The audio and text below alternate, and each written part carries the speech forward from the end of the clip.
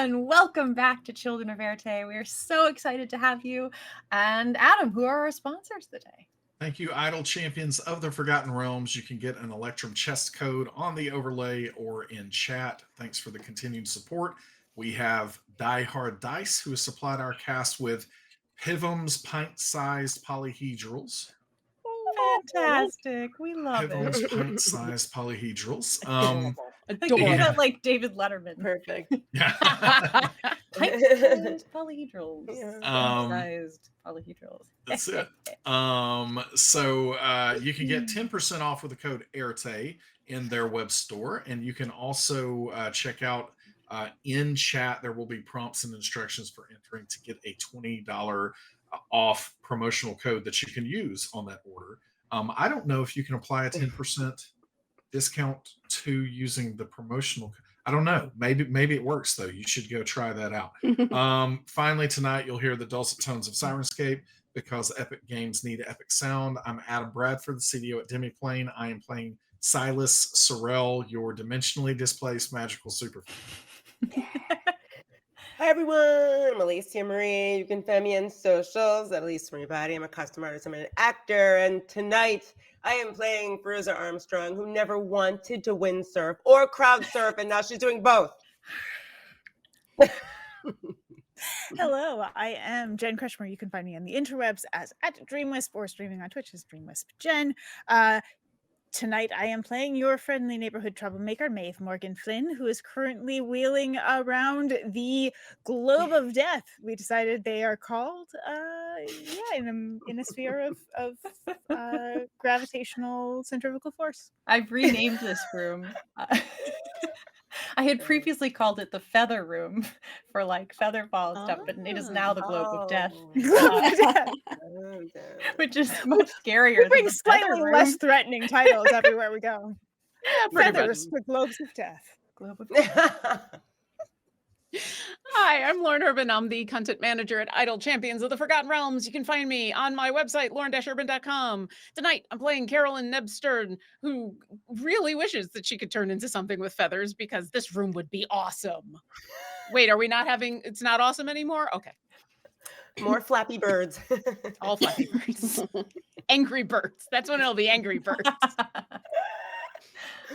And hello everyone, I'm Hope LaVelle. You can follow me on the socials at the Hope LaVelle. You can watch me as a dungeon master at Misfits of Elseta every Wednesday. Come check us out. And tonight I am playing Miss Robin Beckett, your favorite 80-year-old adventuring grandma who is getting pummeled, but she doesn't know it. She's having a grand old time. Hey, grandma, old time. Grandma old time. That was terrible. I'm sorry. Did we get everybody? I feel like we're okay. We went on. Okay, my turn. Wonderful. Hello, I'm Deborah Ann Woll. I'm your storyteller for this evening. Thank you all so much for being here. We so appreciate it. Thank you, players. Thank you, everyone. And let's get something cozy and settle in for the 72nd chapter of Children of Éarte. So if we remember last time, you had been exploring this underground complex beneath the sort of windy surface of Etna. It had taken quite a while just to get down that vacuum, the Dyson tunnel, as we are now naming that, past the pendulum pit, spiked pit that Neb triggered, and further into this complex, into what we are now calling the Globe of Death room. There is a puppy room here, right? We're coming up. You on have the, not like, found the it yet. puppy room. This entire episode is just going to be 2 hours of playing with puppy. Maeve, do you need me to summon Max? Do you need an emotional support wolf? I can summon Max for you. Always. That's true. Now I picture Max in this room, like just spread out with all four paws. The ears flapping, Yeah. the tongue out to the side. Yeah, absolutely. Adorable. So yes, you entered this big wide space, and you're flipping around and flying and being pushed by this sort of sentient wind breeze that is happening in this area. Each of you kind of playing with it in your own unique way. However, it started to get rougher and more intense. And everyone except for Robin, you are starting to really feel the push of that. Your muscles and your joints and your organs all starting to feel a little bit turned over and stretched and battered. Robin, while this is also still happening to you, you are blissfully unaware and just enjoying the ride. And the push that is going against you is getting ever more violent as your body does not know how to respond to sort of protect itself against that. We are actually going to start with an initiative now that we are taking some damage. Everybody, please roll your initiative. Excuse me. All right, let's start with you, Fairuza. That was trap. How do I roll 4 twice? What is happening? 4. You're very consistent. 4. You are very consistent. Fairuza has 4. Robin. 11. 11 for Robin. And Silas. 14. 14 for Silas. And Neb. 7. 7 for Neb. Oh, I'm liking my these low initiatives here. And Maeve. 27. Ah, of course. There we go. Here she comes. Ah. All right, Maeve, you are up first as you find, you take this little bit of damage from a rough push from this wind and start to realize that something's a little off here as you hear everyone else kind of go, and Robin's just, wee, Yeah. somewhere off in the darkness of this globe of death.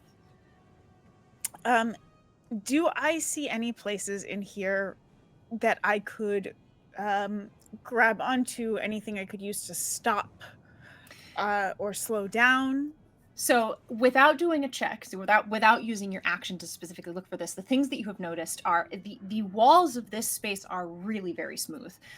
You have noticed a hole at the top and a hole at the bottom that kind of, thread this bead sort of shape top to bottom. And then, of course, there is the tunnel that you came from.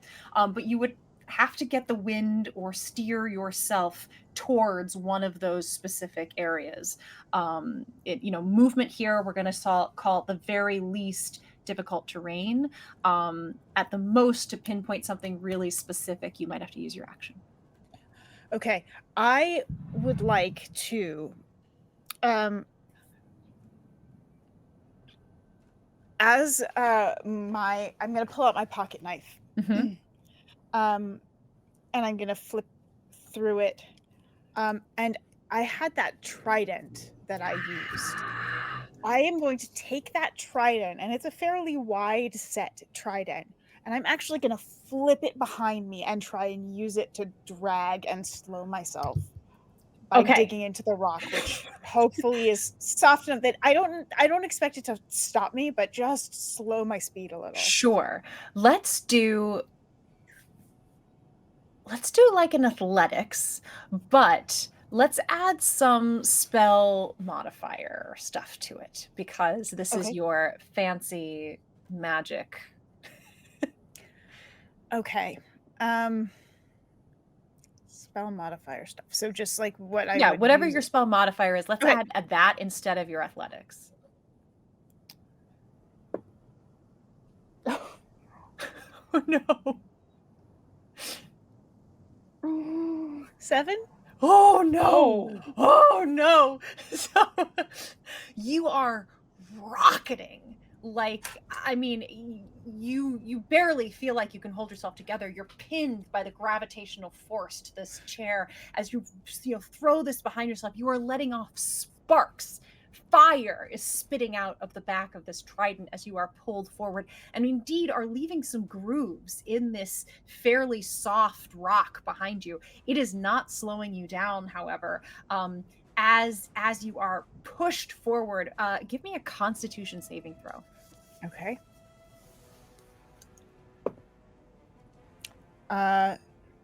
22. 22. You can feel that again, the G-force as you begin to kind of go up into an upside down again, just sort of feel that pushing you back in your chair, and you're trying to just resist it and not get flattened by that gravitational force as you are able to hold on and keep yourself in place as you make that arcing curve over the top. Is there anything else, Maeve?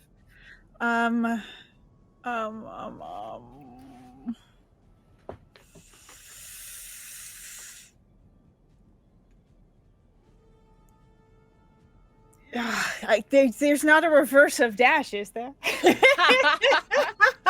Well, if you tried to dash in the opposite direction. I guess. Yeah, dash backwards. You try to dash backwards?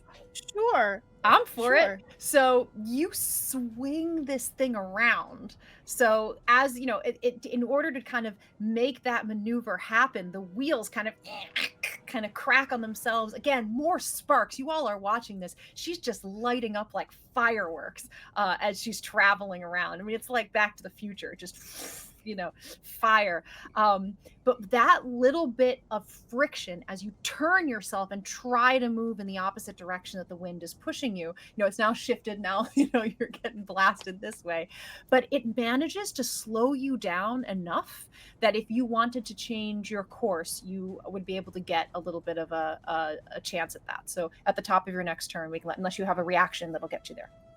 No, I don't think so. Okay. All right. Or I shouldn't say that. I'm sorry. Not a reaction, a bonus action.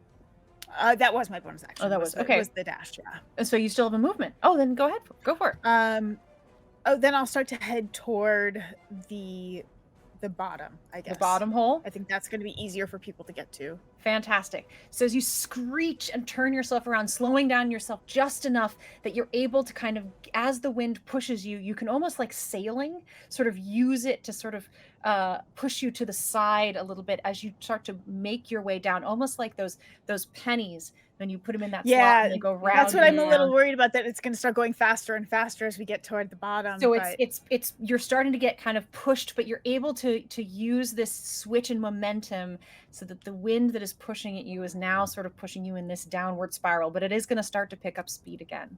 I want to try and make sure that as I'm I want to try and carve those grooves, though, hoping that those will help create some difficult terrain for my friends. That they can maybe use to help slow their own momentum. Fantastic. When the time comes. Because it's soft stone and you've already got it there, absolutely, you can just leave it there. And as it's moving around, you're carving these, like Zen garden tracks in the sandstone.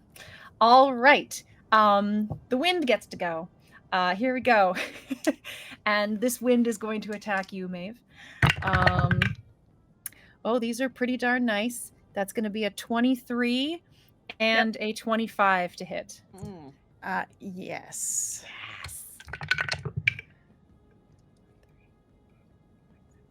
12 bludgeoning from the first. Ooh. And 18 bludgeoning from the second. Yep. Ouch. Bam. Bam. You all watch again. I mean, she's lit up like fireworks on the 4th of July. And you can see just a rock to one side as she gets slammed and a rock to the other side as she gets slammed. And again, Silas, this thought thing is just, like whatever music you listen to, to get yourself pumped up. It's just getting so excited and like sort of glee out of its mind. It's tripping on all of this kind of like fear and intense energy that's coming through. Go ahead. However, yes. When it does attack me, I scream out, "Don't touch me, creep!" and tase it. Okay. I tase the wind. You tase the wind. I tase like you do. I mean, I'm shooting off so many sparks. Yes, you are. Static electricity, and I've learned from my friend Fairuza, and I just discharge it. Yeah. So it is. It needs to make a dexterity saving throw. Okay. And it will take half damage, even if it ducks out of the way. So I did well. That is a 23. Okay, so it will take. It still is going to take 12. Oh wait, sorry. It's going to take 6. Is it lightning? Fire. Fire. Okay. It'll take it. So we're gonna take 5 damage, you said? Oh, actually, this is gonna be at sorry, I lied. It's gonna take more than that. Okay, go for it. It's gonna take another 2. So 8 points. 8 points of damage. Of 5 damage. What do I pick up when it takes that damage? So it seems almost insignificant. Yeah, I mean, I'm trying to understand if its mood is changing from I'm having fun to wait, it bit me. or something like that. If it did, it's not a significant enough bite for you to feel, for it to have changed its feeling at Emotional this point. state. No emotional state has shifted Okay. with that. But yes, fair question. All right, that is Maeve. Silas, you are up next. I had said previously that I was trying to maneuver up to the top. That's right. You were so- looking at some stuff Yeah, there. yeah. So I don't think we resolved what I saw. Absolutely, So- we did not. So we can even say, as you're sort of floating up there, it is knocking you back and forth, so it's hard to get a really clear sense. But again, without a check specifically made, you do see that it is as close as you can reckon, like an air shaft, like an air duct, like something right out of Die Hard. It just looks like Any a light? vent. No um, light, no. Vent as in man-made, or No, as in Okay. more of this sort of sandstone sort of, but again, like a passageway that is just smaller than the ones you've been traversing. Yeah, understood. Okay. So I will even offer, because you've been getting closer to it and try to say, you feel a little draft, a little kind of sucking draft near it. And how wide is it? I'd say 3 feet. Okay. Just so I'm picturing the right thing, is the bottom hole also 3 feet, or is it Yep. bigger? Okay. They look very, very much identical. Okay. I am going to. So you see Silas. I need to see how long this lasts. Oh, okay. Good. And not concentration. Okay. So I am going. You see Silas kind of steady himself from the dance that he was doing, realizing what's going on, and then you see his eye kind of like let out a bright flash, and as that happens, his skin becomes slightly translucent, and I basically for the next hour, he is not going to be affected at all by difficult terrain, and any magical effects can't reduce his speed or anything else. Okay. And so basically he has entire freedom of movement, and he is now going to take that and fly as so that's his action doing that. And then I'm going to fly as I am descending, just at the glance that I get, which ally is closest to me.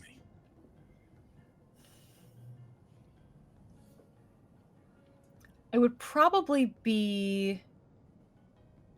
I guess ultimately what I'm trying to say, who is the highest up? Well, we know Maeve is circling the drain. Right. We know Robin is kind of all over the place, just doing her own globe of death roll around the edges and shooting across side to side. So Fairuza and Neb, I would say, are probably kind of in the middle, and you could probably make your way to either of them. Yeah, Fairuza. Yeah, I think we've been doing the the indoor parachuting thing. Yes, pouncing in the middle. The two of you were kind of together, though. Is that right? They weren't. I mean, it was Robin and Neb. Yeah. Robin and Neb. Okay. Yeah. But we'll say they're both on the same sort of plane. Okay. In the middle. I am going to. So how large is this globe of flowers and kittens? 200 feet across. 200 feet. Okay. So I am going to in here. I am going to dash as fast as I can, using also a using a bonus action spell to dash. Gotcha. To get to one of them if I can get to that. I don't know how far away they are, but basically I'm trying to get to one of them to help them navigate. Gotcha. Since I am uninfected by the wind now, Gotcha. to get them down to the drain. Gotcha. Okay. So how far do you get with your dash? So it'll be 60 feet, 60 I guess. feet. We're going to say from where you were, because you were all the way at the top looking at that, the hole up there. So you are, turning upside down, fist forward, and just kind of going forward, flying straight down. You can get that full 60 feet, but probably if they're in the middle, you're going to need another 40 to get to them. Yeah, that's fine. I'm Okay. I'm just going toward. I'm actually, if two of them happen to still be together. Yes. Like I don't know if Robin and Neb are together, but if they are, that's actually where I would go. I see. Because I'm I'm pretty trying- sure Robin's been Loosened. torn apart. All right, Robin, it is now your turn. As far as you're concerned, this is the time of your life. Is there anything you'd like to do? I mean, if Robin's having a great time, she's not gonna do anything. Fantastic. Let's make a Constitution saving throw then. Yeah. That is 13 plus 2, 15. A 15. Where's my thing? Ooh, you'll only take half of this. 5. All right. 5 points of bludgeoning damage that you don't feel. Is there a way to, roll to feel it at the end of your turn? Absolutely, there is. You can do a wisdom saving throw now at the end of your turn to see if you feel it. Roll to feel bruises. Oh man, that's an 8. Woo! Yeah. She's just like a chiropractic adjustment for Robin. Really, this is just a rough massage. Is all this is. All right, that is Robin's turn. It's now the wind's turn. The wind is really I will say this, Silas, when you stopped the wind from being able to play with you, I should have given you this before, then you sensed a switch in its emotion. It was not happy about that. That felt very tricksy. And so yes, you're gonna take a couple of these if I can get you. All right, that is a 24 and a 23 to hit. Wait, what's happening? The wind is slamming into you, yes. Well, yeah, that's very tricksy. It was not even my turn. No. Yeah, so what did you say you rolled? I rolled a 23 and a 24. Yeah, okay, both hit. Okay, here it comes. Oh, that's a nice roll. 20 bludgeoning on the first hit, and 10 on the second. 30 points of bludgeoning damage. Probably because you are resisting in some way and are now free of the moment. Some of that like loosey-goosiness that might have reduced some of the bludgeoning. I'm just flavoring it this way. Boom! Boom! It is angry, and you can feel the anger and intensity as it slams into you there, Silas. All right, Neb. Do I, taking a quick look around and a listen around, obviously the wind's gotten bad, do I get the idea that Robin maybe hasn't realized that things have turned yet? Yeah, I would say you can hear wee, woohoo. She's had, she seems to be, on a roller coaster. Miss Robin, are you okay? Can you tell this thing to slow down? Silas, can you tell it to slow down? Anybody? And then I think at that point what happens is she gets slammed by the wind. She goes, yes. Ow! And she reaches into her pocket wherever she's like floating around, and she slings her rock out into the wind, and it circles around in the center of, like, it's been caught by the wind, and it has a little bit of a as it explodes. And I need it to make a Constitution saving throw. Constitution saving throw. Whoa, that is a good roll. That is a 21. All right, it will save, so it's only going to take half of this damage, because I did upcast it. It's going to take 6 necrotic damage. 6 necrotic. Yeah, and I just saw Silas get knocked about, and I saw Maeve get knocked about. How do either of you look? Who looks real hurt? I'm pretty beat up, certainly. Okay. But I would say I'm like, I would say if we were saying I was bloody looking, I would be bloody. Okay.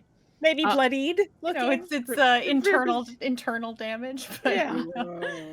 There's a panic on Maeve's face that Neb doesn't see very often. So yeah, all of a sudden, Maeve, as the rock almost like slings over your head as it comes back into my hand, and you just feel a little bit of that wind pass through you, and you can spend one of your unspent hit dice to heal a little bit. Oh, thank you. And actually, because I upcast this, you can actually do 2 hit dice. Ooh. Ooh. And then I just see Maeve as you're rocketing around, just, you know, like, just trying to be like, But- I feel better. But remember, Maeve is used to popping dislocated joints back into place. This is so true. this is, you know, Yeah. in motion, just crack, crack. Two loud cracks echo through the chamber. Love it. And it may not sound so great, but but you look better. it feels much better and look much better. Yeah. Yeah. All right. And then Hey. when Thanks. between the fire and the necrotic, Yeah. I know this is wind, but Yeah. like, did I see anything as far as like So a creature? The fire from Maeve, it absolutely got caught up in a little bit of a whirl, kind of whirlwind, and it almost sort of blew up, like air and fire, right? It like blew it up, but then it sort of blew it out, you know, so it didn't stay alit. But it definitely was kind of, you saw this little spiral of something that was very sort of focused in Maeve's area. With your own necrotic, you didn't see anything change, but the wind in your area maybe just sort of slowed down a little bit before kind of being able to ramp up speed a little bit. There was a little force lost just for a moment. Okay. All right. So as a bonus action, when she catches her stone, she's gonna yell back out at this creature that's now playing with them and be like, "That hurts, and you should stop." And so here's the thing. I'm basically, everybody's got advantage on this thing until an attack rolls against it until the end of my next turn, until the start of my next turn. Wow. Because it's everywhere. It's everywhere. Yeah. So it's within 10 feet of me and 10 feet of everybody else. So Yep. yeah, as my bonus action, I'm going to scream at it. It hurts. Stop it. And then I guess with my movement, try to get onto the ground. Try Okay. to force myself down. So yes, so you have it's essentially difficult terrain. So using your body to shift and use the wind, you're able to move about 15 feet lower Okay. as you begin to sort of chase Maeve down in that direction. All right, Fairuza. Okay, so this just feels really weird to be slashing at the wind. So, she doesn't necessarily know what to do in this moment. But she definitely is not enjoying herself. Like I said, you know, Fairuza might be barbaric, but she has some decorum here. Uh-huh. This is not for her. If she's in the middle of the wind tunnel, how far is like a solid surface? You know what I mean? So it's 200 feet, you know, in diameter. So wherever you are in the center, you're 100 feet from a wall. If you were Okay. dead center. And I like that for Okay. Fairuza. She's just like dead center, crowd And it's like, surfing. hey, and then she's like, no. So what this is what I would like to do. Hear me out. She wants to take her axe out because in her upset and raginess, the axe is bigger. She wants to take her axe out, Uh-huh. and you know she has a lightning lure, which Yes. she knows is gonna hurt her, but she's like, I can take it. She wants to basically swing the axe so it becomes almost like a propulsion device and throw it so it can yank her with it in the direction of like something service, because she basically wants to lock the axe in the wall and attach herself to it like Wow. Okay. What is the range on your lightning lure axe throwing thing? Okay, here's the thing. The lightning Tell me on it. lure- I'm on board. Come on. I want the- this to work more than you do.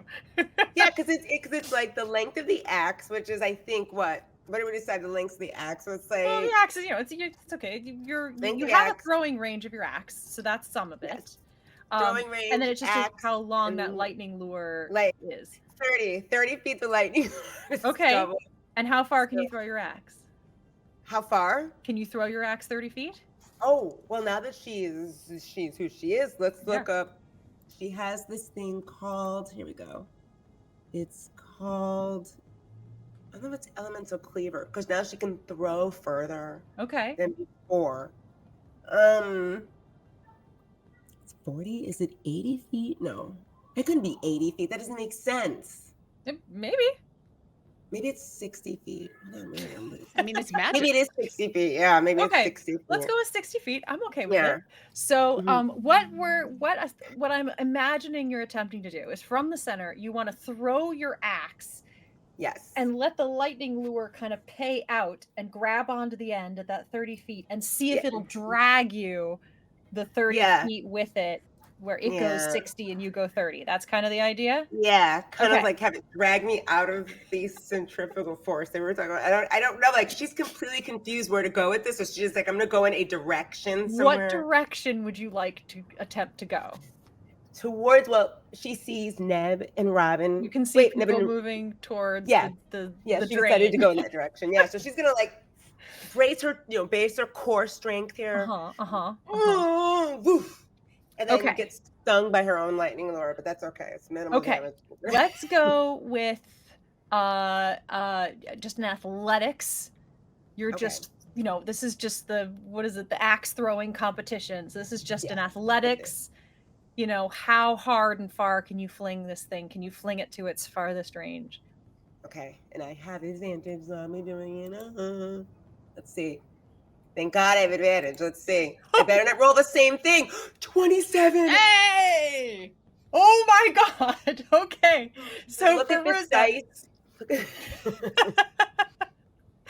you turn your body around. So now if you were crowd surfing, you'd be, face down and just launch this axe. Those of you, and she's lighting up with lightning as she's doing this. You just see you could see her skeleton through her skin, her Eyes. hair, her Yes. eyes, everything is just as she throws this thing forward. And as she does, you can see this payout of lightning connecting her fingers to the edge of her axe. It's not like she's actually attached. It's just this electric kind of like a lightning streaking across that sort of holds onto her.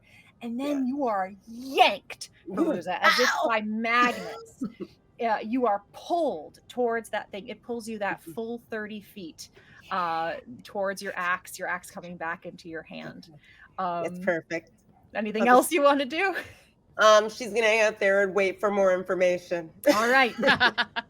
With that, Wind gets to go again. Wind did not like that at all, Fairuza.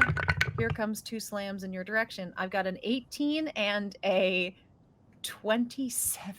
Jeez. Okay, the 18 doesn't hit, but the Okay. 27 The does. 27 does.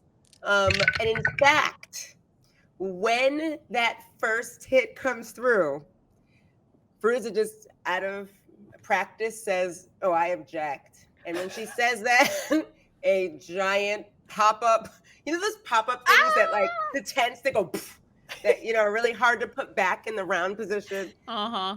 This this shield pops open and it's like, "I'm here, Your Honor." And it's just the shield. And she's like, "Ah!" So the shield just pops out behind her and it just sort of protects her from Yes. the first attack, but the second attack hits. Okay, so that shield pops out, and you can actually like feel the impact of it as it hits the shield, even though it doesn't hit you. It it like phoom, almost like a jet, or not a jet stream. Like when a plane rises, you can feel that the stream of air kind of loop around it, and as soon as it realizes that you did it dirty there, it comes around and bangs you on the other side for that is 14 bludgeoning. Okay, awesome. Not What awesome, does but what you know does what the I mean. face on the shield look like? Oh, good. Yeah, this is the funny thing. And so because the shield kind of is starting to feel Fairuza, for some reason, it's feeling like it wants to be a door. So the shield looks like a door at this moment for no reason. So Fairuza goes, "What the hell?" out of nowhere. That's it. Fairuza's arch enemy, the door. Doors shake with fear in her presence. Her favorite enemy, the door. That's very useful in D&D. Yeah. Doors have the highest CR of any creature anywhere. We've learned that. All right, we are back up at the top with Maeve. All right. So I am spiraling down, Yes. and this creature is still whirling us. Yes. Yeah. Oh, yeah. It's all around. It's everywhere. Silas is picking up on some anger coming in now that you are resisting the game, and it seems to be everywhere. All right. I am gonna take my the trident, and as I flip it forward, it's gonna transform into through my letter opener into my sword. At which point I am going to try and slice and dice. All right. It's go like for an it. apple corer, you know, Ah! where you sort of just turn. Oh, I love it. Yeah. Just like hold it. just- Yeah. Okay. And you have advantage. You have I'm trying advantage. to make a Yes. Ripley. Yeah. So thank you for that advantage. That helps. So 27. Absolute hit. Okay. So that's going to be You're kind of inside of it, so. that. And I would like to, if it's okay, well, it's not like it's going to be able to go anywhere, but I can warn it. Well, the thunder did Alicia's, Fairuza's. She didn't actually attack it. Didn't get anything off on it. She used her axe and her lightning just to move herself. We can give it a shot. I will warn it to stay put as well with this. So as I attack with it doesn't make a net difference on the actual attack. So then why not? Yeah. So that is 12.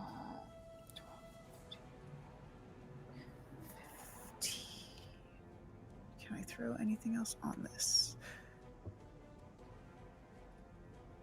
Plus 5, so that's 20.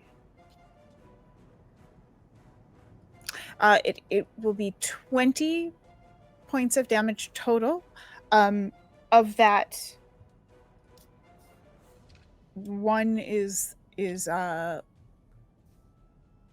from warning it to stay put. So it is that thunderous energy. Gotcha. And it is wreathed in that, so if it moves anywhere, it takes more owie. Gotcha. It will spiralize and slice and dice. So as you flip your like a proper switchblade, except it's your Swiss Army knife, just different utilities coming out, and it switches into this long sword, as you really is like carving into it from the side as you hold this, hold it out. It's air, it's wind, so it's a little bit about catching it in the right spot. It feels like it could just slide around it if it wanted to, but something about the magic of your weapon and the magic of your precision allows you to kind of adjust your blade as you go so that you hit in just the perfect angle to do a little bit of and Silas, you're feeling all kinds of owie pain coming from that is down now. Oh, it's down. Oh, never mind. You're feeling nothing. Yeah, it's gone. I don't care about what it thinks anymore because it is turned on us. You got it. It doesn't. We don't care how it feels. All right. So you are absolutely. You can feel that you are hitting some resistance, and therefore getting some slice out of that. However, it continues to move, and that seems to mean nothing to it. So thundery stuff doesn't bother. Anything else? And then, from here on out, I'm going to keep my eye on it. I probably should have done this first, but oh well. So from here on out, I have my eye on it. Okay. It is its turn, and it likes you. You continue to go down the drain here. Oh boy. All right. One is a critical fail, so I'll figure out what happens with that. The other one, however, though, is a 27. Oh, yeah, I got nothing on that. So let's take care of this one first. 13 bludgeoning on you, Maeve. As it gives one good hard slam. And it tries to come back at you with the second one. However, you are starting to get a feel for the rhythm of it, maybe. And as it tries to come by, it just sort of skips, and you get a moment of nothing, of absolute freedom, like Silas has, of movement from this. And I'm going to give you a free action to do something with that. One movement, action, something like that in this time and space. I would like to try and head toward the hole. I'm going to try and get under it. So you're going to shift your position to go straight towards it and just go straight down the bowl. 30 feet down the bowl. Okay. Let's say that gets you halfway there. So you're now 30 feet from it facing that direction. When you get this little sort of, break as it tries to kind of come back around and scoop you up again. All right. We're back to Silas. Okay. How far away from the? We're saying that Maeve is 30 feet from the hole. Maeve is 30 feet from the hole. Let's see if I'm gonna get this. You were 60 there, so you have 140 from the hole. Maeve is 30. Fairuza pulled herself from 100 to 60. Neb is probably still 100. I don't quite, because you didn't move closer, did you? What'd you do? I Neb? moved closer to the hole, You but it was did. only 15 feet. But only because- 15 feet. That's yeah. right. Neb only moved 15 feet closer, so she's at 85 from that lower hole. And Robin's just having a grand old time zipping around all of you. You're not even quite sure where she is. She's moving so fast. I can't see her. You can see her, but she's moving so fast that within the 6 seconds of your turn has elapsed, she's just And just to make sure that its attack, it didn't move right from where it was. It did. It is constantly moving. Oh, then it's going to take some extra damage from me. No, it's not. Oh, okay. I was trying to say you can roll it if you'd like to, but it's no, the thunder damage. Yeah, it's Yep. So the thunder damage. What I was trying to hint to at the end there. Maybe I should have been more plain. Yeah. So that as it is constantly continuing to move, you are seeing no impedance, no reaction to that thunder damage. It does not seem bothered by it at all. Perfect. All right. Right, Silas. I am. I'm relying on the typical that you can break up an action with a move. Yes. Like if you're attacking, right? So, Absolutely. So what I am doing here is, I am. Is it? Okay. Sorry. So you said I'm 140. Yes. And then. Everyone else is a little closer. They're all within 100. Including Robin, though. Well, no, Robin is zipping around. If you're going to try to target Robin, we'll talk about. Are you trying to get her? I'm trying to target Robin specifically. Yes. Okay, so she's going to be. She will be within 100 feet of you for your whole turn. And none of my movement changes that. You want to get closer to her? I want to get closer to her, but only on descent. Only on descent. Well, let's see. Pitch me what you're trying to do here, and I'll see if I can. I am trying to grab her telekinetically. As I am moving down to the hole. Gotcha. But I need to be within 30 feet of her to grab her. 30 feet of her to grab her. So I'm okay. Well, let's do it. Let's do this percentages wise. Let's go ahead and leave it up to fate here. I mean, either way, I'm descending. So if I can't find her in my pass through, then I'm continuing on, and then I will get her when she makes a revolution. Makes a pass. Yeah. Okay, I'm going to say 50% chance. So 50 and up. She comes within 30 feet of you on this turn. 49 and down, she doesn't. Here we go. That's an 89. So she comes within 30 feet of you on your turn. You can just telekinetically kind of grab her. Now she is, again, this doesn't have any weight or anything on it. Okay. As long as she's large or smaller. Okay. Yeah. And Fantastic. so I am going to grab her as I'm Okay. continuing down. I'm Okay. using my bonus action to continue to dash. Another 60 feet. So I'm getting to, 80 feet away. You pull up near Neb. Okay. So then I am also telekinetically grabbing her, Wow. moving her 30 feet down. And Okay. that's all that I can do. So Silas, don't be under me. So when you grab, I'm not. I moved you down. further. Okay. so when you grabbed Robin telekinetically, you pulled her with you 60 feet. Are you pulling her further? I can only pull her 30 feet. So there. But it's if going to she's, be. I see. Robin's going to be 30 feet above me. I'm going to be in the middle. Neb's going to be 30 feet below me. Gotcha. And Neb's 30 feet below. All right. So just reaching out with your mind, pulling, you're able to kind of pull all these different people in their different directions as you, again, free of movement, move down. Anything else, Silas? Nope, that's it. All right, Robin. And are you able to hold on to her, Silas? No. No. Okay, so at this point, she's back to the freedom of the wind. All right, Robin, make a Constitution saving throw, please. You got it. That's a 15 again. A 15 again, so you'll take half. Oh, I rolled really low, so that's only 6 bludgeoning. Okay. And okay, so yes, so yeah, so as this comes through, it knocks you off. Now you don't go so far because you've lost the speed. You were just rocketing across, but now you get hit with this one-time little hit, and it starts. You're starting to pick up speed a little bit again, but it's in this sort of tighter circumference around where your friends are.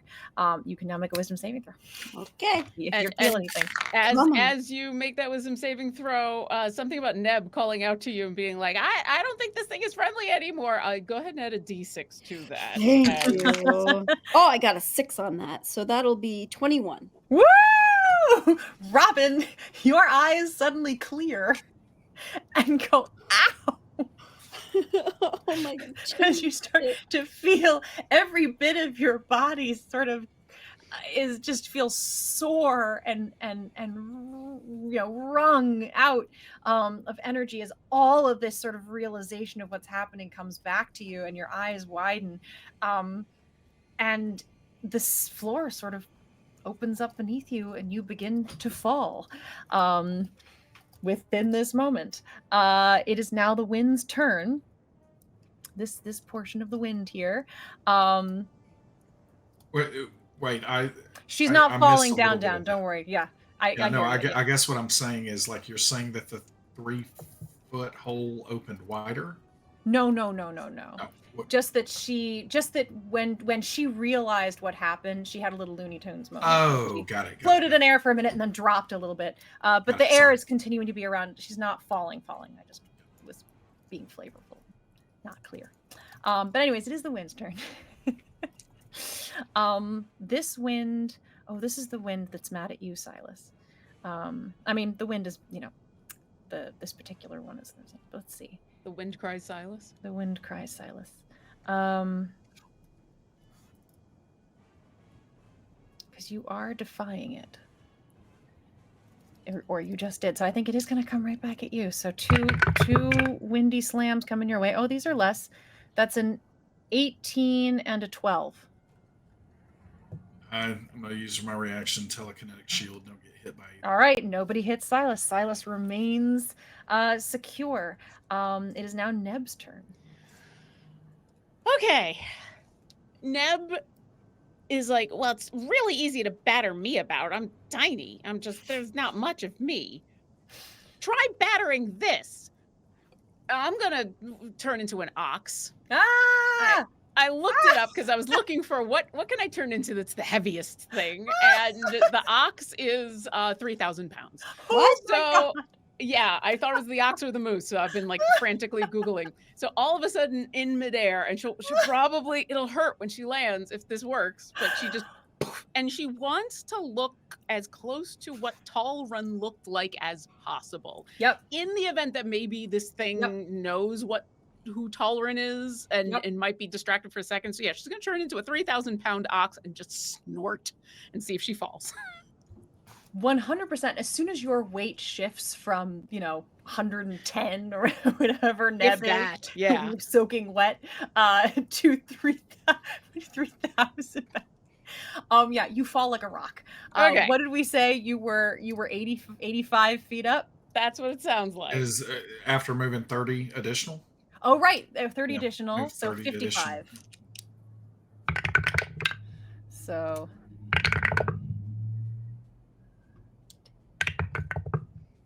15 bludgeoning damage as you hit the ground. That is exactly how many hit points the ox has. No!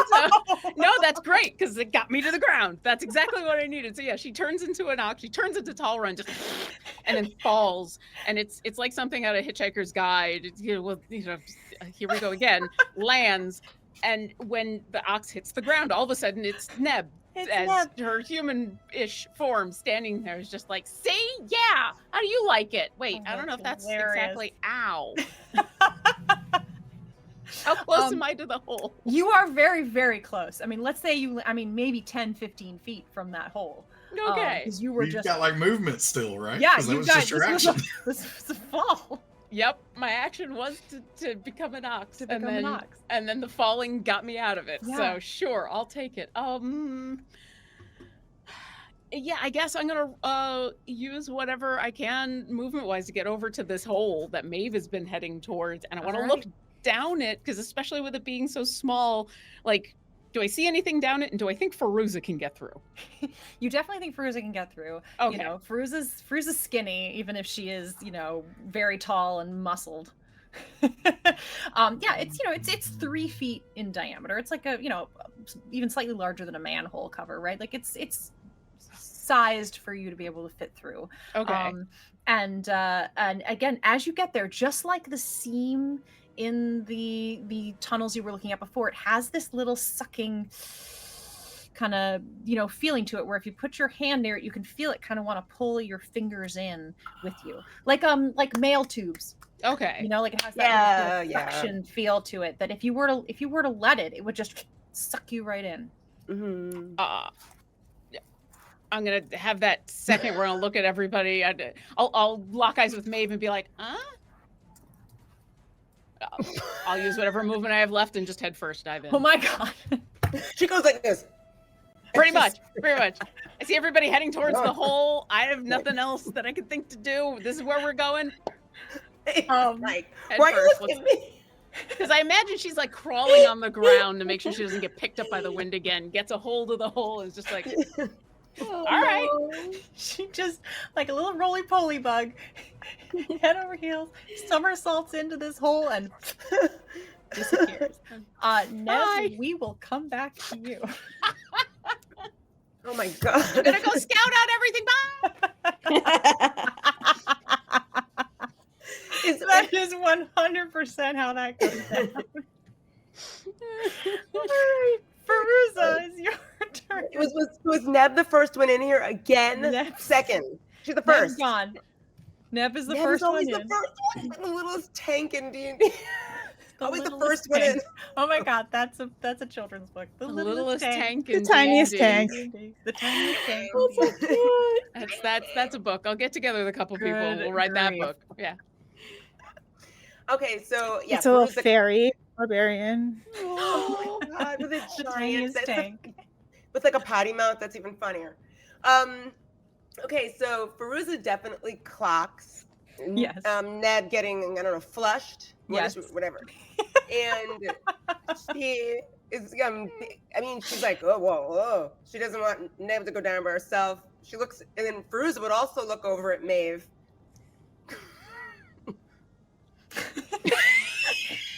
None of you have any idea what Better than hair. Maeve says, bleeding fairly profusely. She does. You can see there's literally like blood flying in the wind out of her mouth. I'm leaving tracks and sparks in the That's ground right. and also blood. That's right. You look so epic and awesome that we're just gonna follow wherever you Oh, want to yeah. go. Like, Oh, yeah. how can we say no? Just let's hope no one's tracking us.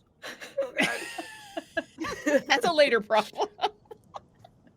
All right, so Fairuza, she's going to hoist herself up on her door shield and then attempt to throw her axe again Okay. in the direction of the hole. But Okay. as she does it, as she's swinging this axe standing on the door, she's going to then like belly flop down on the door so that because it's more aerodynamic, sort of. And she's gonna say like snidely to the wind, "You still can't fit on here, Jack." And it's gonna slide. Like she wants to go in the direction, like almost like on this plank, like a plank. Totally. You want to surf is what you want to do. That's You it. want to air surf. Oh, body surf. Ooh. Yeah. Oh, yeah. Yes, Okay. surf. That's it.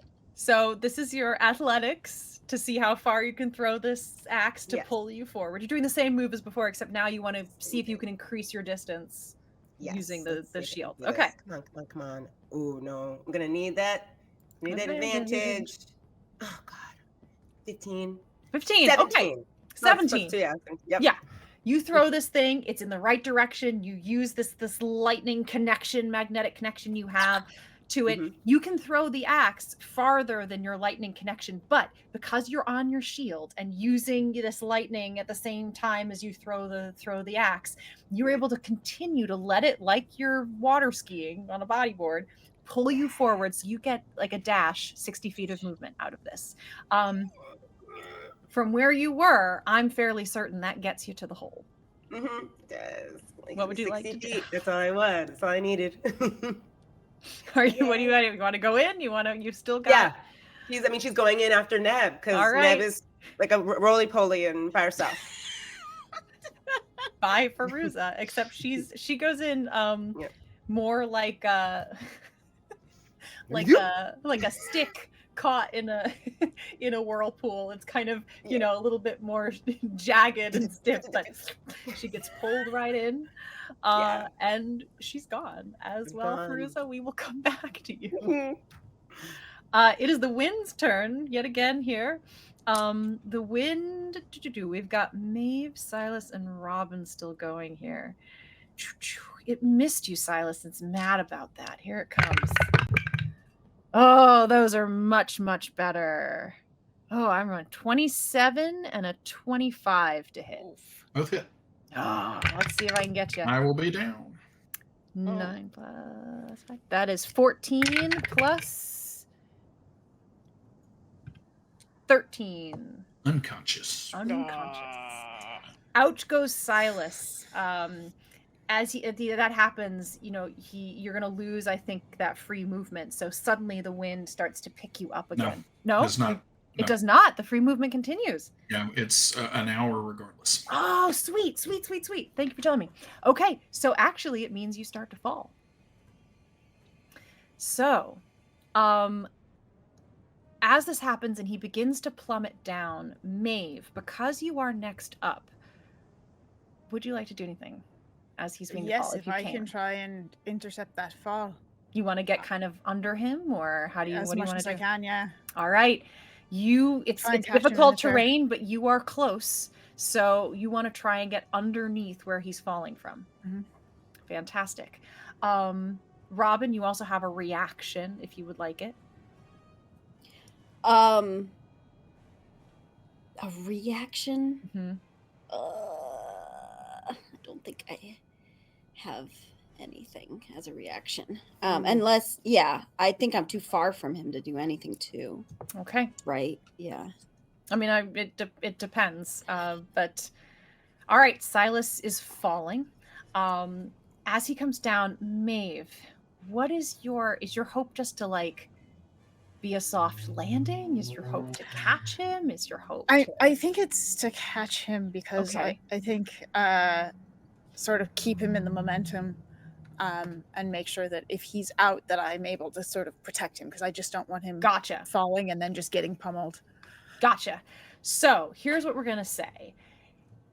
unless you want to take some damage by being hit by him, he falls and boom, does a little bounce as his body. You'll take 1 death saving throw failure from that, Silas, as he hits the ground after falling out of the sky right in front of you. You can, if you want to, on your turn, push him, because it's your turn now, into the hole or revive him or whatever you would like to do. We have a bunch of people who went down the hole. I've got to hope that they will catch him on the other end and push him down. Wow. And then try and follow. Silas hits the ground right in front of you, and you look down at him, give him a heave. Robin, you're watching this from up above as Silas, unconscious body rolls over itself, his cape, coming with him in that space as he folds up and disappears, pulled into this tube below. Maeve, it is your continued turn here. I look up and I look down, I look up at Robin and try and make eye contact. Gotta get out of here, kid. Thumbs up, and I head straight down. Head straight down. You disappear following Silas through this tunnel at the bottom. And I'm going to dispel my chair as I go. Gotcha. All right. Robin, you are left alone in this space with ever increasing violent wind. At this point, oh boy, I think you are 30. Yeah, I mean, you're still like 100 feet from down there, I believe. What would you like to do? How fast am I going? No, you've slowed yourself significantly. It's going to continue to try to push at you, but it's now going to do it. You're in difficult terrain, basically, and it will make attacks rather than these con saving throws you've been doing. You're not at its mercy that way.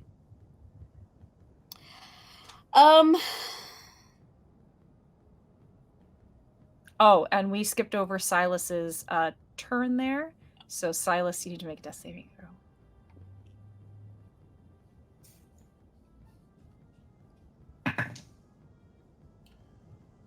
$20 on the die. Woo! I'm back Nice. up. He's back Back up. up with 1 hit point. So as you, Silas, you wake up, and we'll come to what you see when you come to in that moment.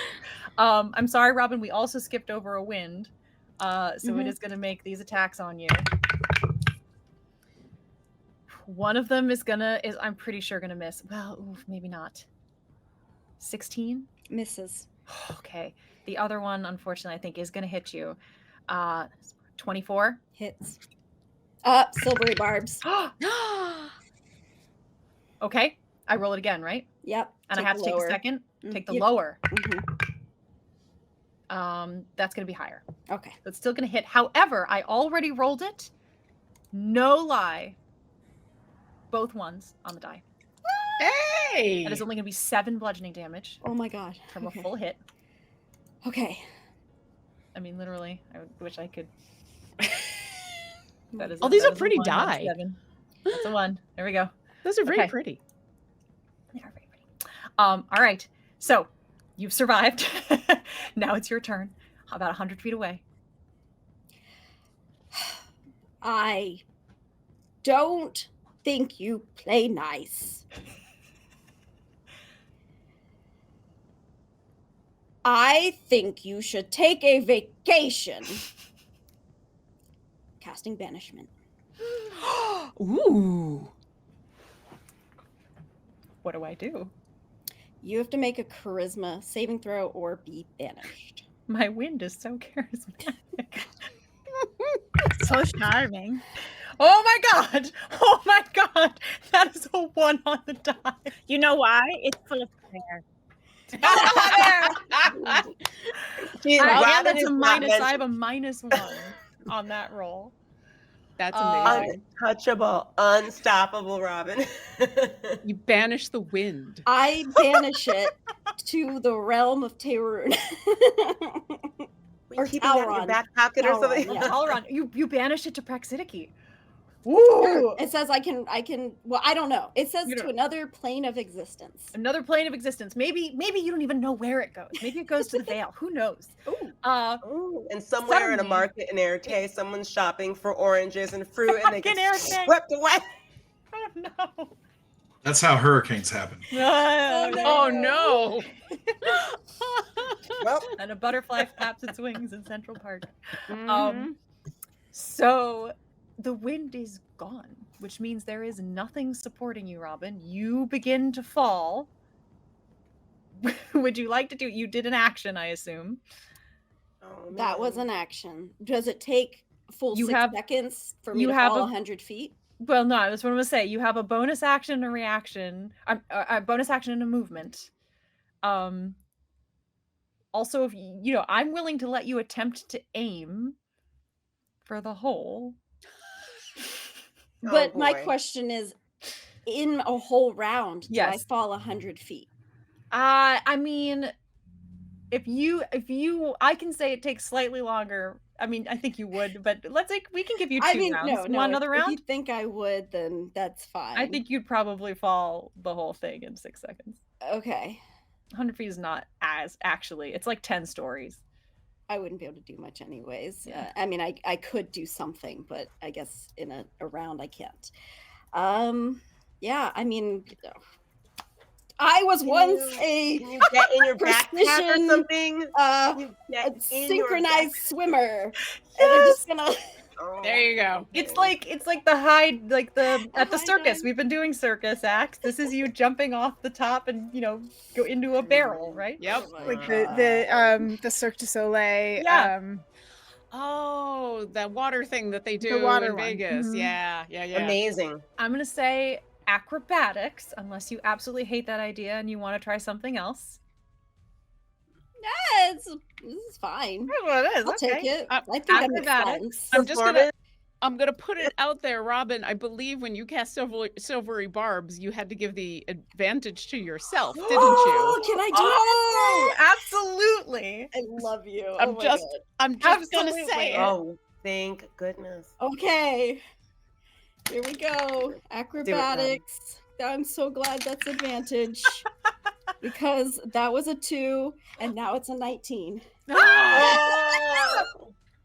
So, Robin, you were fully like off by like 10 feet. Like it was going to be a problem.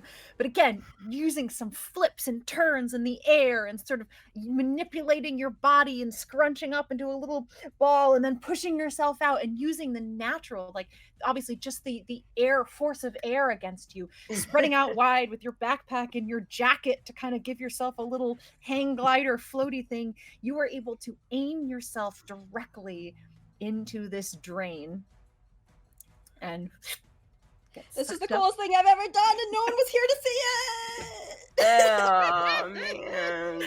As Did you- I ever tell you about the time?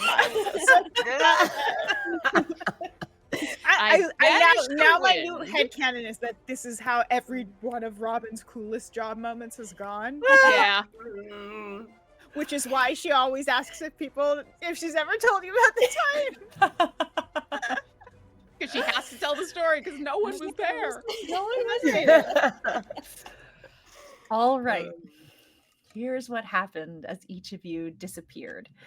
These really are like ducting chutes, like the round, air ducts in your attic, right? You are just flying through them. The suction, it is now like being in that opening corridor, except now you're being pushed with the wind, and it is just shooting you through these pipes, these tubes, so quickly. There are a number of places where they branch off in different directions, but you're not sure you could choose anyways which direction you went. You are moving with such force.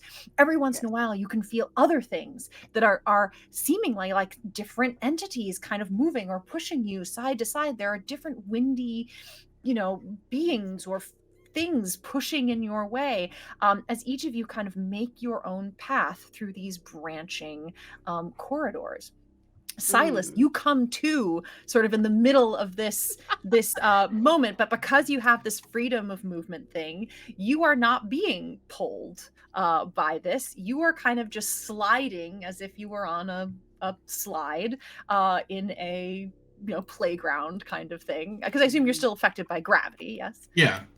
Well, I mean, but I can fly. So not when you're unconscious though, but now that you are conscious again. Yes.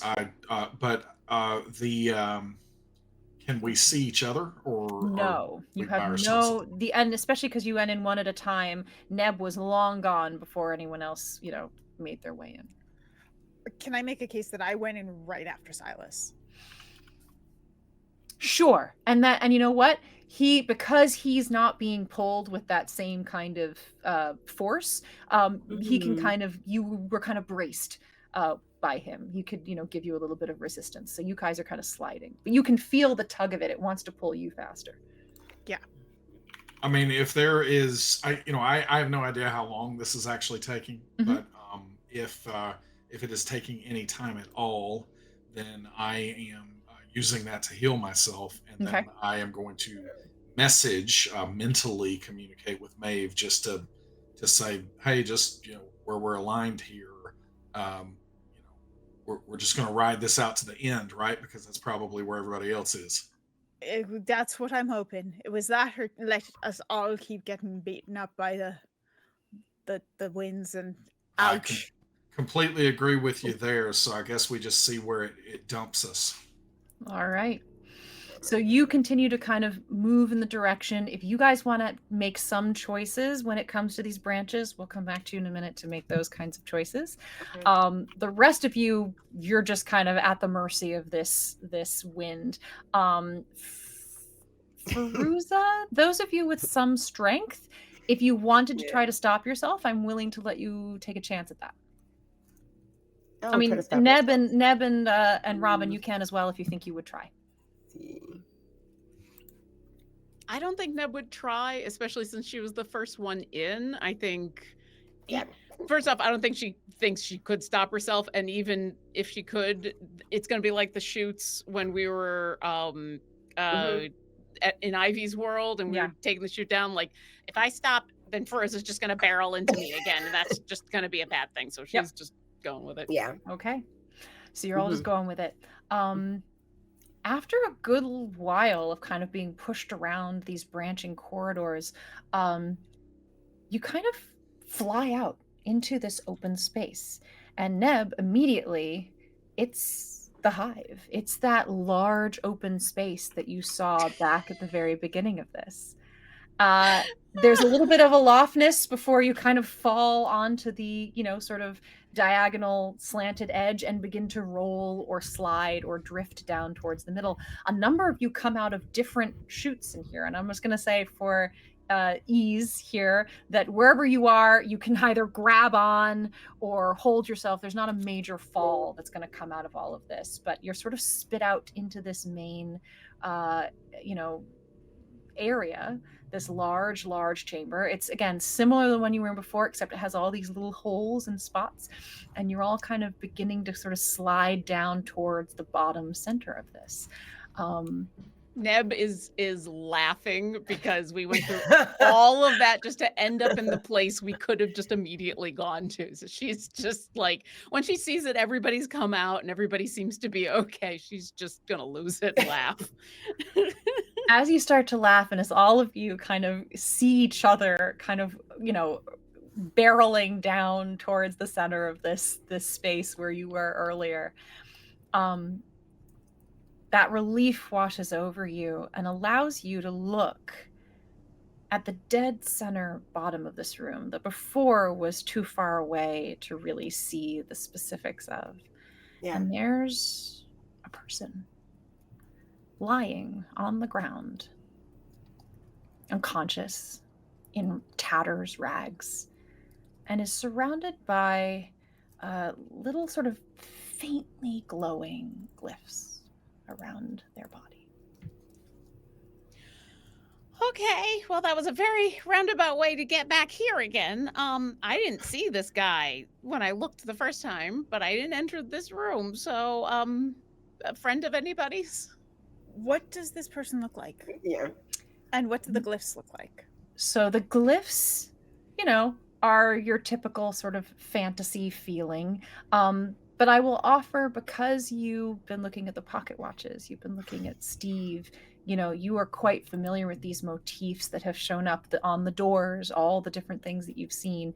They follow, again, that kind of elemental sort of slightly abstract quality to them.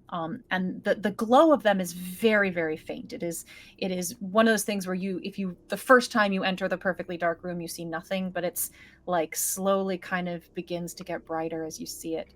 This is going to illuminate him just enough as your eyes begin to adjust to take this in. It's a very old man. Long white hair, a long white beard, no shoes at all, very, very thin, gaunt. I'm going to fly over to where I have not broken the plane of because I've seen enough movies to know that there could potentially be something weird with that. But when I do get closer and I see that, is it pretty clear that he is unconscious or asleep? Yes, you can see just as you get close enough, just a very. Okay. A little I'm going to I'm going to call out first, and just simply say, "Oh, we come in peace. Are you awake?" He does not move. Okay, I am going to telekinetically. I'm going to use one more. I've got a couple of uses of this left. I'm going to telekinetically move him upright, and see what happens. See, try to investigate to see, is he wounded? Is he, or if this wakes him up potentially. You are unable to do anything to him. So as that happens, then I am going to use a spell that allows me to detect the kind of magic that might be in a place, and I am going to simply try to determine if this is indeed the prison that I think it is. You get a strong sense of protective magic, abjuration magic in this area. Okay.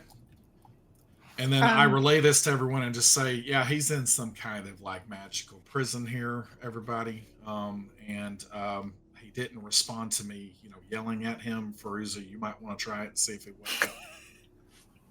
Before you do, we all think this is Julian, yeah? Yeah, I mean, I think there's a good chance. We think it is. I mean, it's like the only other human we've seen here. It's the only other human we've seen in this place, so I think it makes sense. Do we think that he is on good terms with Ivy? Or do we think he's on bad terms with Ivy? I think it probably doesn't matter because it looks like he can't even get out because like magic isn't even getting in there. So maybe we can at least have a conversation. I think the question is, why does Flores have? That's a very good question. I'm just wondering if, say, having Ivy with us might be a useful tool. No. She is not to be trusted at this Not point. the real Ivy. Oh. Yeah, if you want to, yeah. Like, especially But the one that looked more are human. we sure that he's not going to try and kill her on sight? I do. Well, maybe you can just hang back for like half a second. That's what I was thinking. See what you can figure out, and then perhaps I can come in. And then Ivy just appears. Either be Ivy or not be Ivy, depending on how that's going there. Neva's gonna take a moment and look all over the room because whoever this is, and I think you might be right, or at least that's a good guess. We were led here because the spider thing said that Florin was here. And if Florin has anything to do with why this person is trapped here, and Neb is just going to kind of step back and just keep an eye out because she thinks Florin might show up, because why wouldn't he know if someone's messing around in his prison? Hey, I completely agree with you there, but like the counterpoint to that is, if Flores intends to harm us, then, the more we sit around and don't try to talk to this possibly Julian person, the less chance we have to do that. So all I'm saying is it doesn't hurt to talk to him, right? Okay. or try to. Oh yeah, I'm I saying mean, absolutely talk to him. We are assuming this is Julian. We could Oh, be yeah. wrong here. We've made a lot of assumptions, but I I'm think this might probably be going to call him Julian and everything else.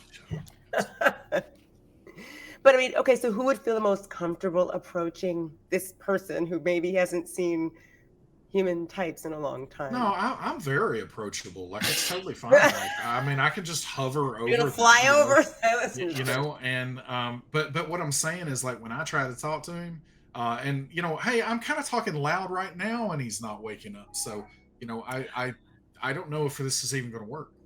Do we have any way to turn off the glyphs or looking around the space? Let's table this because it doesn't seem like he's going to be going anywhere. What else is in this room? What else do we see? Any like? Obviously, Yeah, I there mean- are lots and lots of different, you know, Yes. holes, Yes. Could we, tunnels. for the next, while we're looking, Robin would like to try to comprehend languages, take the time to see if she can understand these glyphs while everybody looks around. And similarly, I was going to ask if there was anything in the Codes and Ciphers book. Interesting. Okay, so let's do this. We'll do like a take a 15, take a 30 kind of thing. We'll do it that way and say that you Actually, all I wouldn't kind mind of... a short rest. I don't know about all of you Sure. as I bleed Let's on the take floor. an hour. So if we want to do, let's say that, we'll do like a take an hour short rest to do any little kind of things you want to do on a short rest, and then we'll do this sort of take a 30 to explore. And so whoever this is, wink wink, is very much asleep and out of it. In fact, I can begin to offer that those of you who, you know, look, of course, without crossing the glyphs or anything of that kind of nature, he is clearly to you sort of unconscious, not just asleep. He's out, alive, but not responsive. All right, so yes, do go ahead and do your short resty things that you would like to do, and let me know what you would like to investigate further during this 30. And that we don't have to do rolls for these necessarily, as long as they're the kind of thing you could figure out by just spending some time with it. I'm definitely picking up rocks and throwing it like in there to see if the rocks break the plane. The rocks do break the plane. Sorry. Silas, you are able to toss a rock inside of that circle. Does it hit him if I try to hit? I mean, not in his head or anything. Yeah, I hear you. Yeah, it'll bounce off him and onto the ground. Yeah. And he doesn't wake up. He did not wake up. No. And what was that, Maeve? Oh, I was gonna. Did Silas or Neb have things that made us heal up better on these rests? During a rest, yeah. So basically, as you're hearing that, Silas is just, you know, again, like pulling out kind of an oldie, but a goodie, like from one of the first, because he's getting nostalgic, because he's like, oh, this might be Julian, like this might be the entire reason that we've been doing it. And so you just hear him kind of humming a little bit, but he starts singing, because I'm a creep, I'm a weirdo, and I'm just like singing that. And as that is, magic wafts around the entire place, and you are going to be able to, if you spend hit dice, this is going to you regain 1d6 extra hit points if you spend hit dice. Cool. Thank you. After kind of Silas is bandaging, done throwing rocks at the... Is that on every hit die we spend, or just once? I think it's just once, based on what I'm seeing anyway. The rock it hit him. It hit him. Went past the glyphs, bounced on the ground, hit the guy, and fell on the ground. Anyone try to walk through non-magically? I don't know if that's a great idea yet, Miss Robin. Like maybe we at least like all, you know, agree that that's a good course action. I'll read these glyphs first. All right, yes. So you're comprehending languages of it. I think just while that's happening, after bandaging up a little bit and feeling a little bit better, Neb does want to Everybody's kind of focused on the glyphs, but she really does want to take a look around the rest of the room now that she's in it from her view from before, and especially looking for where the sticky stuff is coming from. Great idea. So yes, I'm gonna think a little bit about the comprehend languages here for a moment, Robin, so we'll come right back to it. So yes, as you start to look for sticky stuff, let's do investigation. Like you're gonna find some sticky stuff and try to follow like a path kind of thing, deduce where it's coming from. Dirty 20. Dirty 20. So there are for sure these really like airy tubes where the wind has clearly been kind of moving in and out, but there are a couple other ones you find that are just covered with this spit, this sticky spit. And these ones don't have the same kind of, sanded down quality. They're a little rougher and they're full of this sticky stuff. But they are similarly like little habit trails or burrows that sort of dig down out of this room. Okay. And is our what would now be our exit, but the tunnel that leads back to what used to be the pit trap, is that still there? Yes, I mean, it's up there. You're not entirely sure which one of the holes it is because you don't know where you came out of, but one of these holes up there presumably leads to that exit. Yeah. It would be, this is an enormous room. This is probably 500 feet across. So to climb up to, whichever one of these it is, you'd have to take quite a bit more time to figure out which of those is your exit. I think at the very least, Neb is going to assume, just because of where she came in to look at this room and where gravity was, that she's looking for a hole that is on that same kind of plane. So like when she looked into the room and saw the curvature, like where approximately along that band of the curvature. You could figure out that band exactly, like sort of where it is, for sure. And I would say, certainly not on the upper half of the room, but not too far below the middle. You could see that it was on a downward slant from where you were. So, maybe you're a third of the way up. Yeah. It's that band that you're looking for. And how many of these tunnels are covered with spit? Let's see. About 10%. Okay. And are they just randomly, seemingly, or are they all are sort of more clustered towards the bottom here? I'm gonna look now, over. Do you think that you have found because I certainly can't. I am directionally challenged. Do you think that you found where we were earlier? Because we might need a quick exit. Well, Neb is like standing next to / over one of these spit-covered holes. Yeah. It's like, well, I'm pretty sure it's going to be around like this plane of the circle, just because of where I looked in. I haven't found the exact one yet. But also, and she'll look up at Fairuza specifically, but everybody, and say, remember that big spider I turned into? And how I couldn't make no, I'm not talking about right now, but like, didn't we talk about it? And it was weird that I couldn't make any silk or webs, and then we figured out that that's the kind of spider that. And then she just looks back down at the hole covered in spit. I'm not saying so, but. So this is something. This isn't something that's been spit. This is something that has been left behind by something, like a trail. No, I think this is maybe intentional. I gotta be honest here, Neb. I'm not following. Is this doo-doo? Is that what you're saying? No. So the kind of spider that I turned into would basically dig a hole, like if it was the small, real kind, dig a hole and then like cover the hole, and they would spring out of the hole and grab things. They were opportunistic hunters. Yeah. They're actually really kind of cool. So what's the spit? Yeah. I don't know. Okay, that's not what we want to hear. Listen, I'm just saying, if we're going to be in this room for a little while, we should probably be very careful of the sticky stuff.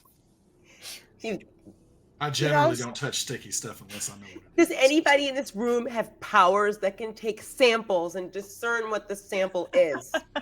Why, yes, I'm a portable science lab. Yeah, I haven't learned that spell CSI yet. Air You had it in Sure. the, I in the can- submersible lab. You had all kinds of. I know, right? If I only mean, we'd take- You say that, but I can identify things. Yes, but you're in the middle of identifying the writing. Exactly. Like So, one, yeah. focus We'll come on back the to time. the let's Yeah. come back to the glyphs so that we can allow Robin to change her focus should she want to. I think similarly, when you've tried to do this on the other of these sort of pictorial things, they do feel less like language and more like representation, more along the lines of a maybe hieroglyphs is the wrong example, but sort of again pictorial, living in that pictograph kind of space. However, because of the magic of your comprehend languages and your ability to kind of draw upon your knowledge of so many different forms of language and writing, I'm going to give you have a very clear sense that there is no way out for him as long as these glyphs are lit, as long as they are glowing. There is no passing through from his side, and that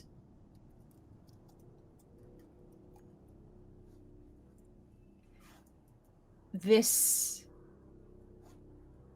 technology, this magic, whatever it is you all are finding, this energy that you have been tapping into, would be extinguished within. What? well, that makes sense, right? If you're going to imprison someone who can make rifts and portals into places, then and you're going to try to imprison them, you got to stop them from making a portal just to get out, right? Of the place. Mhm. Here we are. That really no energy magic of any kind can exist or affect something within these glyphs. I'm going to make another assumption here, which is if you all think this is Julian, and Julian was helping Ivy, and the other rulers thought that Ivy and Julian were trying to do bad things, were trying to take over everything, then why wouldn't they imprison one of them that they got a chance to get a hold of and then imprison the other one in a mirror on a train? Yeah, but at the same time, if this is Julian, then Ivy just straight up lied to us about Julian being dead. Just like straight up. Like, because she went up there and said, hey, yeah, I talked to him. He's gone.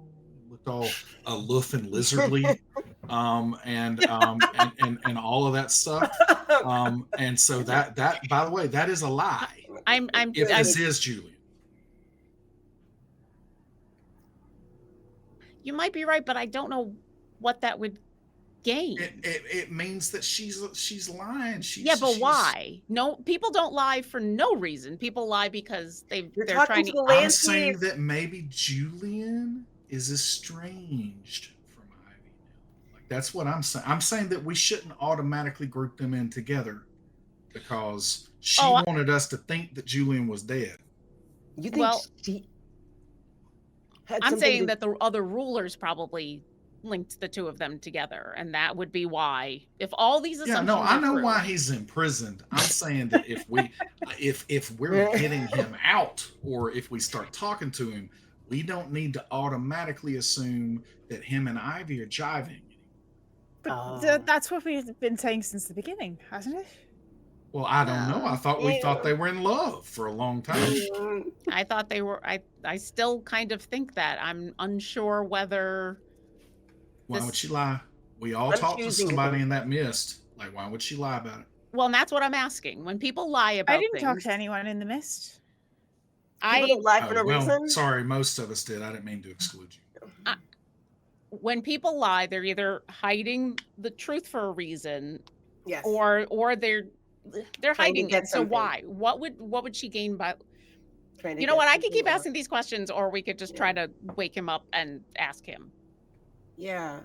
And he's hey, listen, my point with all of that is to make sure that we're all on board that if this happens to be Julian, like if this is him, then Ivy purposefully lied to us. Like I want to make sure that that's like in our tally marks when we're looking at all this. And then the other thing is that I think that indicates that we shouldn't automatically assume that they're like copacetic. Well, why is she lying? Because she said he was dead. Maybe she thinks he's dead. Is that what we're talking about here? No, sorry, I'm saying like, like she's a ruler, like she's some kind of godlike being. She's going up into these myths that she told us about, by the way. Oh, and then she's going up there and she's saying, "Oh, I talked to him there. That means he's dead." Ooh, she's lying. That's right. I forgot about the myths. I must have put them in another compartment. You know what? You're right, though, Silas. You're right. But I mean, also he could be completely, on board with her still, and then we like let him out. Oh, and then it's worse than letting Ivy out. I don't know, but I do just want us to like think about that information before we, come in here, and especially Maeve, if you're gonna, masquerade as, earthbound Ivy, like I think that's a great idea because why I wanted to see if they're on good terms or not, because for all I know, it's having your ex walk in the door, and that doesn't do very well when you're trying to have a conversation. Well, but that may be good. That'll tell us if he's estranged from her or not, potentially, right? Because it'd be like, oh, how did you get out of the mirror? Like, what happened? However, I am quite attached to my head. Well, we'll protect you. That'll be fine. I don't think he can do anything. Well, and we can't do anything unless we wake him up. So how do we wake him up without going in there? The only people who can touch things from afar are you magicians. So it's like, yeah, but I've Silas, thrown rocks at him. I've telekinetically picked him up or tried to, and it won't even work through. So like this is some like null zone. It's like it's a puzzle. I start absent-mindedly fidgeting with my necklace. What are you doing, Maeve? I'm absent-mindedly fidgeting. It's she's not even conscious of what she's doing. Okay. Oh, okay. Yeah, it's literally just like just casting fiddling. Okay. No, it's not casting a spell. She's just kind of fiddling with her necklace.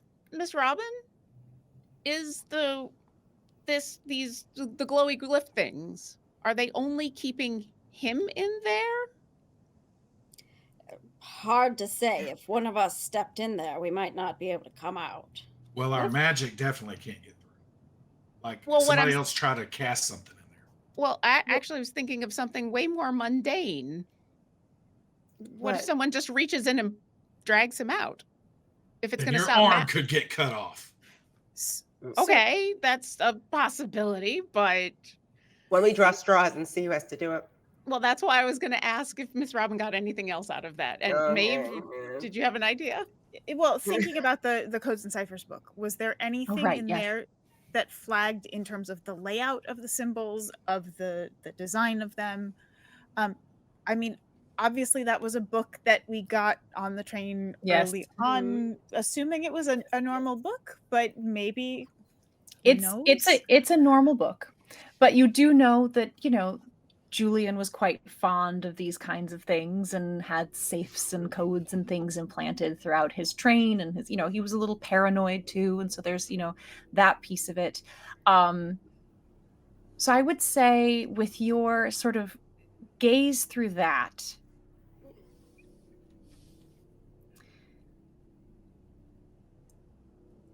your feeling is that a safe, a prison, all of these kinds of things are, or I should say, we'll go specifically with a prison, can be designed to be very easy to get in. No one cares about getting into a prison. You want to break into a prison, that's fine. They're concerned about getting out. If that gives you just a sense of this. And Miss Robin, do you share that with us? Oh, yeah.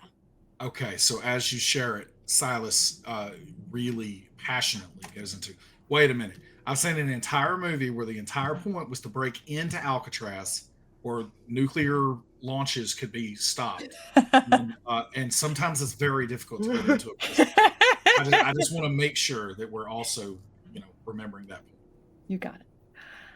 Maeve, as you're sort of fiddling with your necklace and looking at this book and trying to kind of battle this together, in your mind, and you're pretty sure it's not you, you hear just the humming of a lullaby. And maybe it's even an old Irish tune that I don't know, something that very particularly you would have known from when you were a child, kind of coming back to you. My child. No, this is only you hear this in your mind. And in my head, I think back, hello? You are confused. Yes. You are scared. A bit. Don't be. I'm always here. Says the voice in my head. Who are you? Someone who cares for you. I'm so proud of what you are becoming, Maeve. And See how what's you've grown.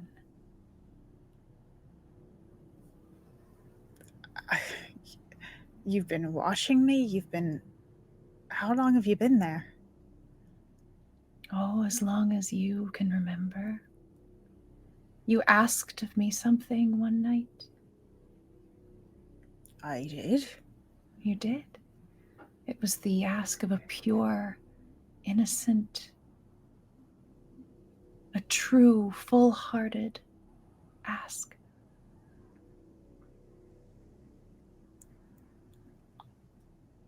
I'm sorry, I don't know what you're talking about. And the image of a bright star appears in your mind, almost like a flash. It almost knocks you over with how bright and intense it is. And you can feel all again this magical energy that you've been tapping into recently sort of charges and flares for a moment and then subsides.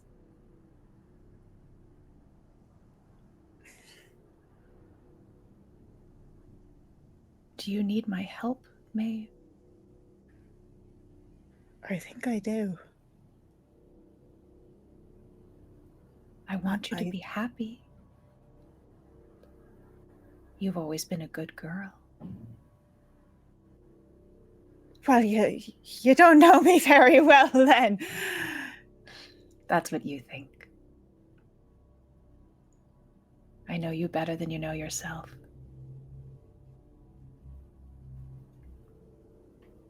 I'm just lost here. We just don't...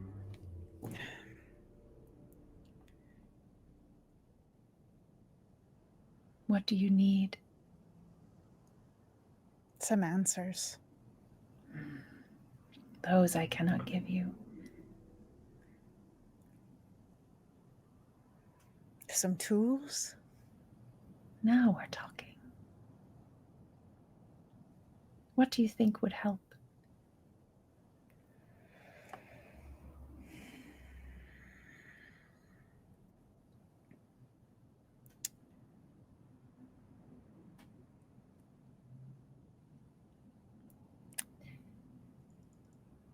Don't know. Fine. As Maeve thinks and has this conversation, and Maeve, I assume either you are sort of thinking these thoughts or you're whispering them, or are you really sharing them aloud? I think it's pretty internal, maybe a few words whispered. Okay. But mostly kind of just fidgeting and yeah. It's a private moment for yourself at this minute. And so as you are doing this and kind of working this out, and the rest of you really just see Maeve doing what Maeve does best, right? Which is in a way sort of receding into herself, but you're used to that resulting in something, a brainwave of some kind. So Maeve is sort of appearing to have a brainwave. So Maeve, I'm going to let you think and continue to have the moment. We'll see as these, because it's about, we've just been talking for 5-10 minutes here. In those 5-10 minutes this is going on, is there anything the four of you, you're not super focused on Maeve and what she's doing? Okay. Meanwhile, Silas is having the opposite of a brain review. Yes. And he is simply saying like, hey, listen, like I do know how to, if you give me some of the rope, I can tie off a lasso.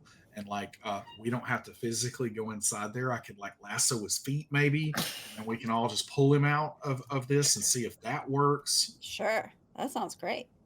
I mean, I didn't think you would go for that, but I'm with you. Wait a minute. Did we discuss?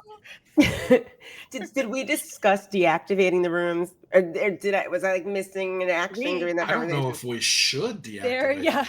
What if we need to put him back in there? Whether you should or can. Are two separate conversations. Yeah. Robin's gonna look at this oozy stuff. Yes. Would you like to make some sort of check about this oozy stuff? I can, or if it makes sense to identify it over the next 10 minutes. I don't think you'll need identify. Let's go ahead and just do a nature check. Okay. Sounds good. And can I help, since I've been also looking at this oozy stuff and be like, and then it's like viscous like this. Yeah. Miss Robin, I appreciate you that you didn't try to say, mutagen or some other word. You said, you just went straight to it. What do I get with help from? Oh yeah, what's your base modifier? For is nature's int or is it wisdom? Intelligence. It's int. Then +3. +3. Oh, that gives me a dirty 20. A dirty 20. You're pretty certain it's mucus of some kind. It's got a little bit of color to it when you sort of shine a light on it in this gray, dark, Neb dark vision kind of way with a little bit of glow. You weren't really able to tell, but as you kind of scoop it up on the, end of a drumstick or whatever you've got to kind of look at it and peer at it, it's clearly sort of mucus. It's very sticky, very viscous. It was hard to pick up. It really like held on as you tried to raise it up. I've got a question about the drumstick here. Are we talking like, because first of all, how does she have a drumstick? Did she have like a turkey drumstick? Is it like a chicken leg drumstick? Like, I mean, either way, this is really strange to me. For some reason, I guess she has knitting needles. That's what there you go. There you go. She's got knitting needles. I thought she had something long and skinny, and I was like, what is it? I was in a band. Using knitting needles. I wouldn't be surprised if she was in a band and had drumsticks. I subbed for Led Zeppelin one night, and they needed a drummer. So yes, you can kind of. It was hard to sort of dislodge it and remove that in that case. So as you're all kind of looking at that, and I'm even to say, as this is going on, and you guys are getting kind of closer to those holes and these phases, you hear a very low.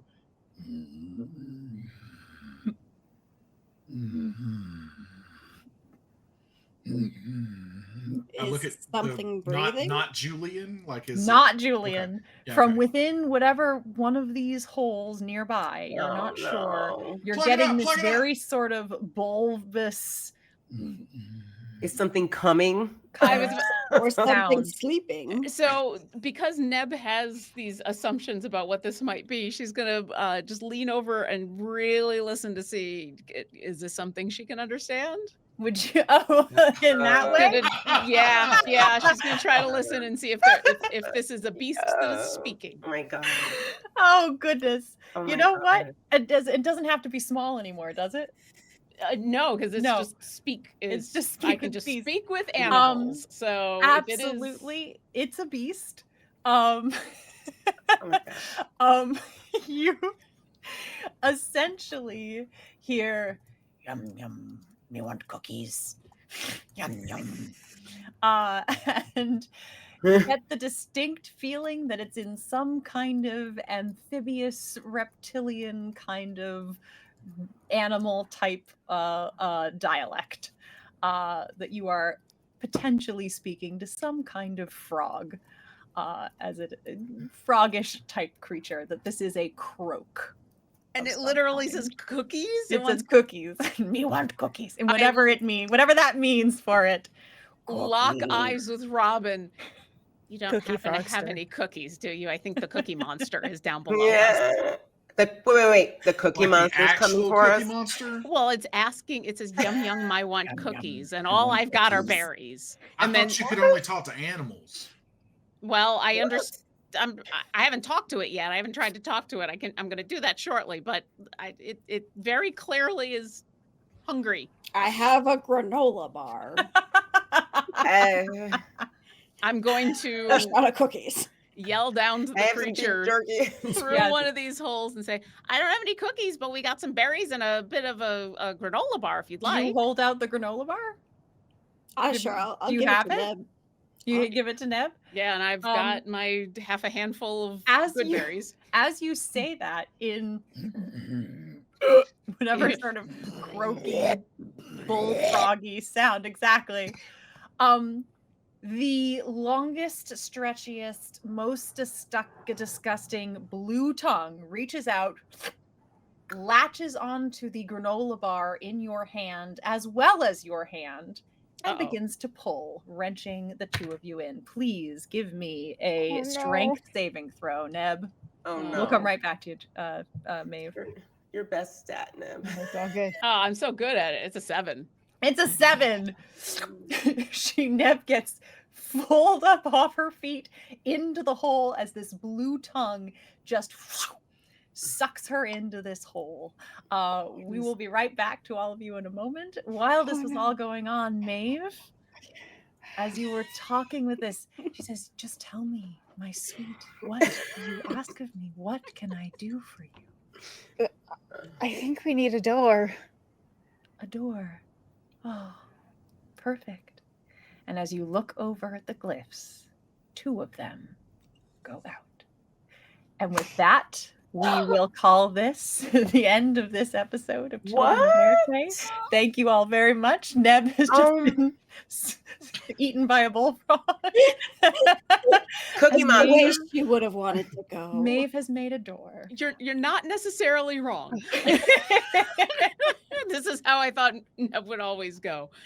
Okay. I alright. adore you all. Thank you all so much for playing with me this evening. Thank you, Josh, behind the scenes. Thank you, everyone at home. Please remember that you are what you believe yourself to be. Good night, everyone.